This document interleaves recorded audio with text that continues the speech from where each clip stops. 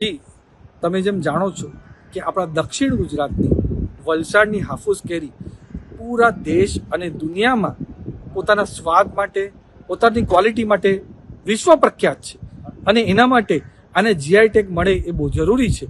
એના માટે આપણા વલસાડ અને નવસારીના ખેડૂતોએ જીઆઈ ટેગ માટે અપ્લાય કર્યું હતું અને જીઆઈ ટેગનું અપ્રુવલ પણ 18મી ફેબ્રુઆરી 2025 મળી ગયું હતું. પણ એના પછી કોણકણના હાફૂસના જે કેરીના ઉત્પાદકો છે એમાં આપત્તિ જતાવી, એના લીધે આપણું જીઆઈ ટેગ હોલ્ડ પર મૂકી દીધું. ને એમનું તથ્ય હતું, એમની જે તરફથી રજૂઆત હતી કે આ હાફૂસ કેરીનું જીઆઈ ટેગ ખાલી કોણકણ વિભાગના ખેડૂતોને મળવું છે.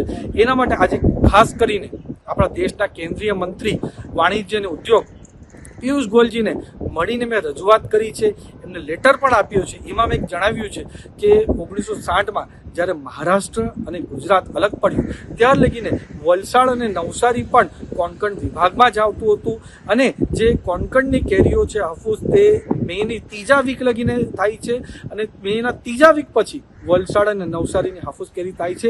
એટલે બંને રાજ્ય એકબીજાના પૂરક બનશે, એકબીજાના પ્રતિસ્પર્ધી બનવાના નથી. બંને રાજ્યના ખેડૂતને લાભ જ થશે. એના માટે આ જીઆઈ ટેગ બહુ જરૂરી છે.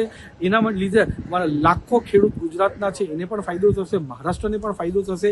એના માટે જીઆઈ ટેગ જલ્દીથી જલ્દી મળે એના માટે મેં ભારપૂર્વક રજૂઆત આપણા દેશના કેન્દ્રીય મંત્રી પિયુષ ગોયલજીને કરી છે અને એમને ખાતરી આપી છે કે આવનારા દિવસો અને આવનારા મહિનામાં આપણા વલસાડના હાફૂસ કેરીને જીઆઈ ટેગ મળી જશે અને આપણા લાખો ખેડૂતોને ફાયદો થશે. અને તમારા માધ્યમ થકી હું લોકોને, મારા ખેડૂતોને કહેવા માંગુ છું કે જ્યાં લગીને હું સાંસદ છું પૂરેપૂરી રજૂઆત આપણા ખેડૂતો માટે કરીશ અને હાફૂસ કેરીને જીઆઈ ટેગ મળે એના માટે પૂરેપૂરો પ્રયત્ન હું દિલથી કરીશ. ધન્યવાદ.